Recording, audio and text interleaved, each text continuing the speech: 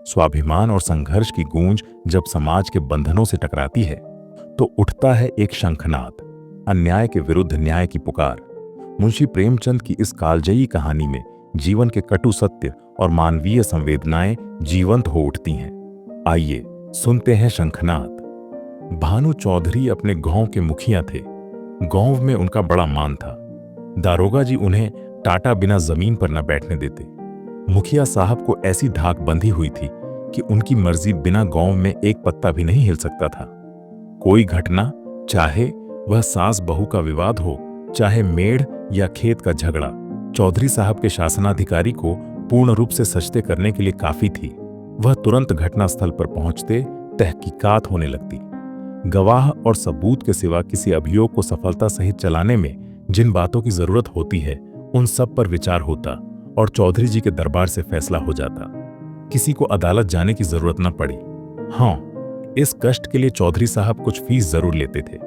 यदि किसी अवसर पर फीस मिलने में असुविधा के कारण उन्हें धीरज से काम लेना पड़ता तो गांव में आफत मच जाती थी, क्योंकि उनके धीरज और दरोगा जी के क्रोध में कोई घनिष्ठ संबंध था। सारांश यह है कि चौधरी से उनके दोस्त दुश्मन सभी चौकन्ने रहते थे। चौधरी महाशय के 3 सुयोग्य पुत्र थे। बड़े लड़के बितान एक सुशिक्षित मनुष्य थे। डाकिये के रजिस्टर पर दस्तखत कर लेते थे। बड़े अनुभवी, बड़े नीति कुशल, मिर्जई की जगह कमीज पहनते, कभी कभी सिगरेट भी पीते, जिससे उनका गौरव बढ़ता था। यद्यपि उनके ये दुर्व्यसन बूढ़े चौधरी को नापसंद थे, पर बेचारे विवश थे, क्योंकि अदालत और कानून के मामले बितान के हाथों में थे। वह कानून का पुतला था। कानून की दफाएं उसकी जबान पर रखी रहती थीं। गवाह गढ़ने में वह पूरा उस्ताद था। मंझले लड़के शान चौधरी कृषि विभाग के अधिकारी थे। बुद्धि के मंद लेकिन शरीर से बड़े परिश्रमी। जहां घास न जमती हो वहां केसर जमा दे। तीसरे लड़के का नाम गुमान था। वह बड़ा रसिक, साथ ही उद्दंड भी था। मुहर्रम में ढोल इतने जोरों से बजाता कि कान के पर्दे फट जाते। मछली फंसाने का बड़ा शौकीन था। बड़ा रंगील जवान था। खंजड़ी बजा बजा कर जब वह मीठे स्वर से ख्याल गाता तो रंग जम जाता। उसे दंगल का ऐसा शौक था कि कोसों तक धावा मारता। पर घर वाले कुछ ऐसे शुष्क थे कि उसके इन व्यसनों से तलिक भी सहानुभूति न रखते थे। पिता और भाइयों ने तो उसे ऊसर खेत समझ रखा था। घुड़की धमकी, शिक्षा और उपदेश, स्नेह और विनय, किसी का उस पर कुछ भी असर नहीं हुआ। हाँ, भाववजह अभी तक उसकी ओर से निराश न हुई थीं। वे अभी तक उसे कड़वी दवाइयों पिलाई जाती थीं। पर आलस्य वह राज रोग है जिसका रोग कभी नहीं संभलता। ऐसा कोई बिराल ही दिन जाता होगा कि बौंक गुमान को भावजों के कटुवाक्य न सुनने पड़ते हों। ये विषैले शर कभी कभी उसे कठोर हृदय में चुभ जाते, किंतु यह घाव रात भर से अधिक न रहता।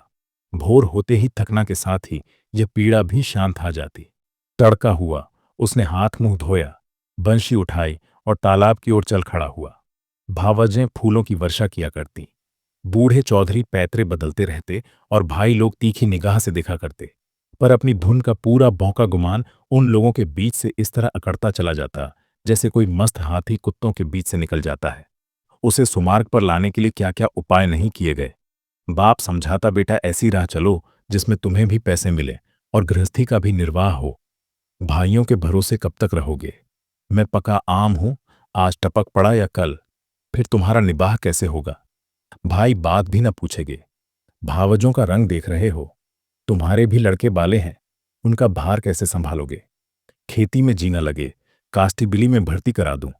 बाँ का गुमनान खड़ा खड़ा ये सब सुनता, लेकिन पत्थर का देवता था, कभी न पसीजता। इन महाशय के अत्याचार का दंड उसकी स्त्री बेचारी को भोगना पड़ता था। मेहनत के घर के जितने काम होते वे उसी के सिर थोपे जाते। उपले पाटती, कुंगने से पानी लाती, आटा पीसती और तिस पर भी जेठानानियों सीधे मुंह बात न करती, वाक्य बाणों से छेदा करती। एक बार जब वह पति से कई दिन रूठी रही तो बौके गुमान कुछ नर्म हुए। बाप से जाकर बोले, मुझे कोई दुकान खोलवा दीजिए। चौधरी ने परमात्मा को धन्यवाद दिया। फूले न समाये। कई 100 रुपए लगाकर कपड़े की दुकान खुलवा दी। गुमान के भाग जगे। तंजेब के चुन्नटदार कुर्ते बनवाए, मलमल का साफा धानी रंग में रंगवाया। सौदा बिके या न बिके, उसे लाभ ही होना था। दुकान खुली हुई है, 10-5 गाढ़े मित्र जमे हुए हैं, चरस की दम और ख्याल की ताने उड़ रही हैं। चल झपट री, जमुना तट री, खड़ो नटखट री। इस तरह 3 महीने चैन से कटे। भौंके गुमान ने खूब दिल खोलकर अरमान निकाले। यहां तक कि सारी लागत लाभ हो गई। टाट के टुकड़े के सिवा और कुछ न बचा। बूढ़े चौधरी कुएं में गिरने चले। भावजों ने घोर आंदोलन मचाया। अरे राम, हमारे बच्चे और हम चीथड़ों को तरसें।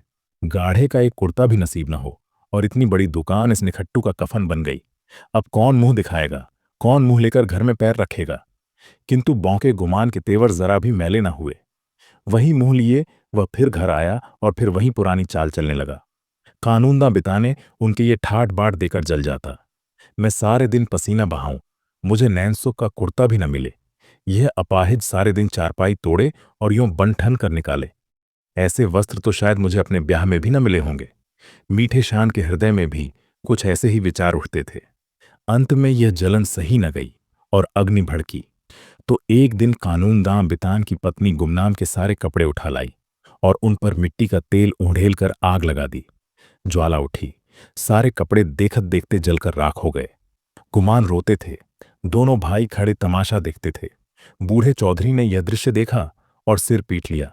यह द्वेषाग्नि है, घर को जलाकर तक बुझेगी। यह ज्वाला तो थोड़ी देर में शांत हो गई, परंतु हृदय की आग ज्यों की त्यों दहकती रही। अंत में एक दिन बूढ़े चौधरी ने घर के सब मेंबरों को एकत्र किया और गूढ़ विषय पर विचार करने लगे कि बेड़ा कैसे पार हो।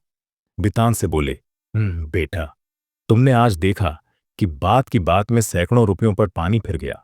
अब इस तरह निर्वाह होना असंभव है। तुम समझदार हो, मुकद्दमे मामले करते हो, कोई ऐसी राह निकालो कि घर डूबने से बचे। मैं तो चाहता था कि जब तक चोला रहे सबको समेटे रहूं, मगर भगवान के मन में कुछ और ही है। बितान की नीति कुशलता अपनी चतुर सहागामिनी के सामने लुप्त हो जाती थी। वह अब भी उसका उत्तर सोच ही रहे थे कि श्रीमती जी बोल उठीं, दादाजी, अब समझाने बुझाने से काम नहीं चलेगा। सहते सहते हमारा कलेजा पक गया। बेटे की जितनी पीर बाप को होगी, भाइयों को उतनी क्या, उसकी आधी भी नहीं हो सकती। मैं तो साफ कहती हूं, गुमान को तुम्हारी कमाई में हक है।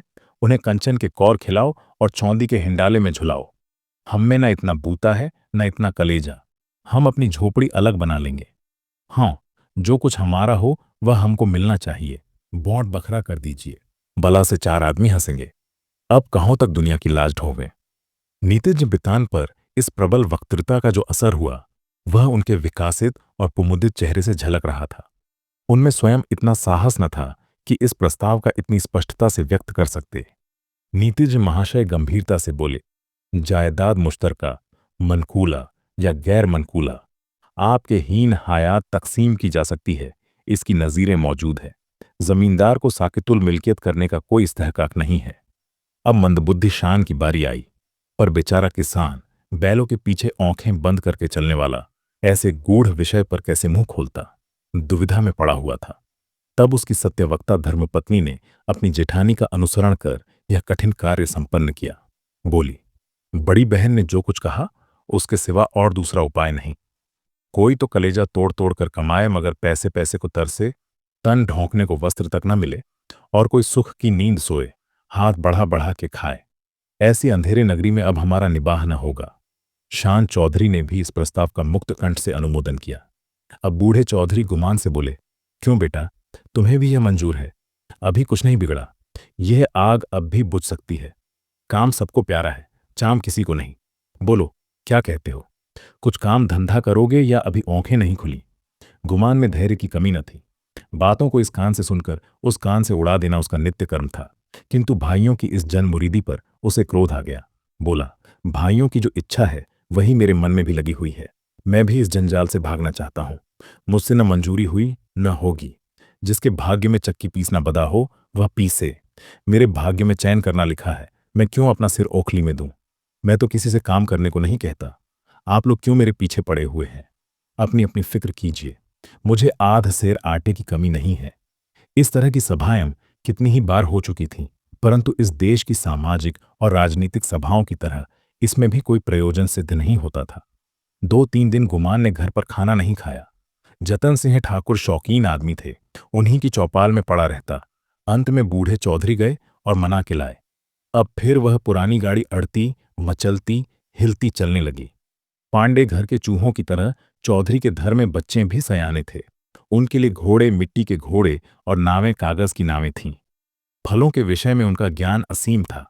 गूलर और जंगली बेर के सिवा कोई ऐसा फल न था जिसे बीमारियों का घर न समझते हों। लेकिन गुरदीन के खोंचे में ऐसा प्रबल आकर्षण था कि उसकी ललकार सुनते ही उनका सारा ज्ञान व्यर्थ हो जाता। साधारण बच्चों की तरह यदि सोते भी हो तो चौंक पड़ते थे। गुरदीन उस था। गांव में साप्ताहिक फेरे लगाता था। उसके शुभागमन की प्रतीक्षा और आकांक्षा में कितने ही बालकों को बिना किंडरगार्टन की रंगीन गोलियों के ही संख्याएं और दिनों के नाम याद हो गए थे।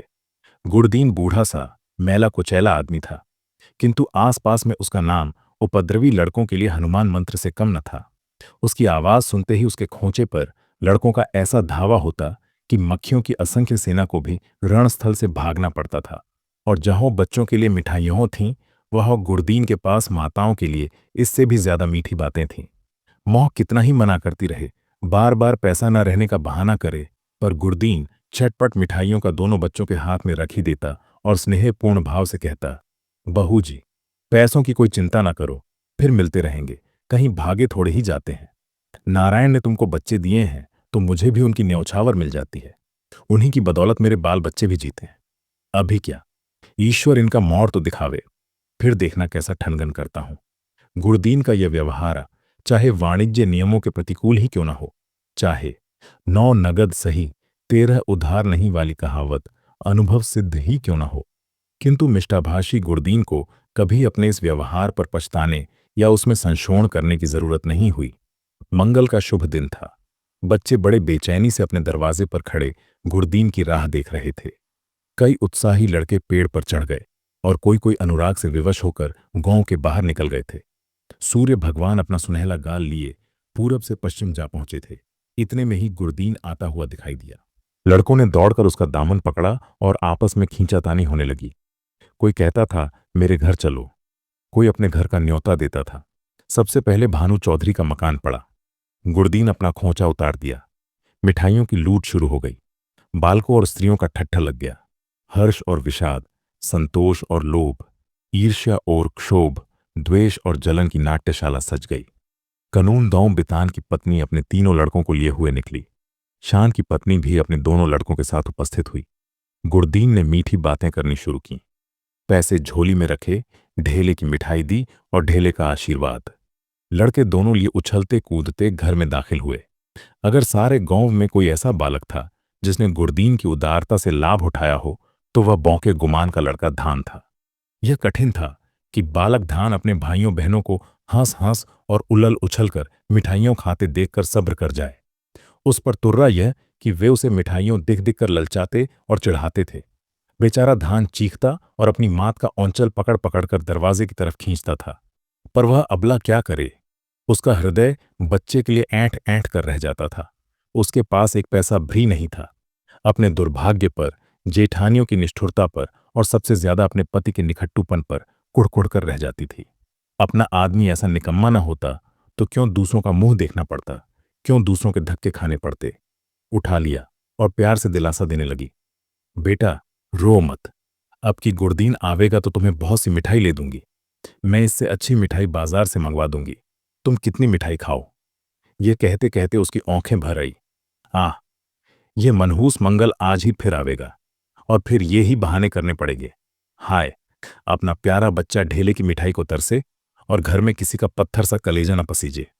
वह बेचारी तो इन चिंताओं में डूबी हुई थी और धान किसी तरह चुप ही न होता था। जब कुछ वश न चला तो मोह की गोद से जमीन पर उतरकर लौटने लगा और रो रो कर दुनिया सिर पर उठा ली। मोह ने बहुत बहलाया, फुसलाया, यहां तक कि उसे बच्चे के इस हठ पर क्रोध भी आ गया। मानव हृदय के रहस्य कभी समझ में नहीं आते। कहूं तो बच्चे को प्यार से चपटाती थी, ऐसी झल्लाई कि उसे 2-3 थप्पड़ जोर से लगाए और घुड़कर कर बोली, चुप रह आभगे, तेरा ही मुंह मिठाई खाने का है। अपने दिन को नहीं रोता, मिठाई खाने चला है। बांका गुमान अपनी कोठरी के द्वार पर बैठा हुआ यह कौतुक बड़े ध्यान से देख रहा था। वह इस बच्चे को बहुत चाहता था। इस वक्त के थप्पड़ उसके हृदय में तेज भाले के समान लगे और चुभ गया। शायद उसका अभिप्राय भी यही था। धुनिया रुई को धुनने के लिए तौंत पर चोट लगाता है। जिस तरह पत्थर और पानी में आग छिपी रहती है, उसी तरह मनुष्य के हृदय में भी चाहे वह कैसा ही क्रूर और कठोर क्यों ना हो, उत्कृष्ट और कोमल भाव छिपे रहते हैं। गुमान की आंखें भर आई। ओवंसु की बूंदें बहुधा हमारे हृदय की मलिनता को उज्ज्वल कर देती हैं। गुमान सचेत हो गया। उसने जाकर बच्चे का गोद में उठा लिया और अपनी पत्नी से करुणोत्पादक स्वर में बोला, बच्चे पर इतना क्रोध क्यों करती हो? तुम्हारा दोषी मैं हूं। मुझको जो दंड चाहो दो। परमात्मा ने चाहा तो कल से लोग इस घर में मेरा और मेरे बाल बच्चों का भी आदर करेंगे। तुमने आज मुझे सदा के लिए इस तरह जगा दिया, मानो मेरे कानों में शंखनाद कर मुझे कर्म पथ में प्रवेश का उपदेश दिया हो। और इस प्रकार शंखनाद केवल एक ध्वनि नहीं, बल्कि जागृति और आत्मसम्मान का प्रतीक बन गया। यह कहानी हमें सिखाती है कि सच्चाई और न्याय के लिए उठाई गई आवाज कभी व्यर्थ नहीं जाती। ऐसी ही और दिल छू लेने वाली कहानियों के लिए जुड़े रहें स्टोरी हैक्स चैनल के साथ। अगर आपको यह प्रस्तुति पसंद आई तो वीडियो को लाइक करें, चैनल को सब्सक्राइब करें और अपने विचार कमेंट सेक्शन में साझा करें। फिर मिलेंगे अगली कहानी के साथ।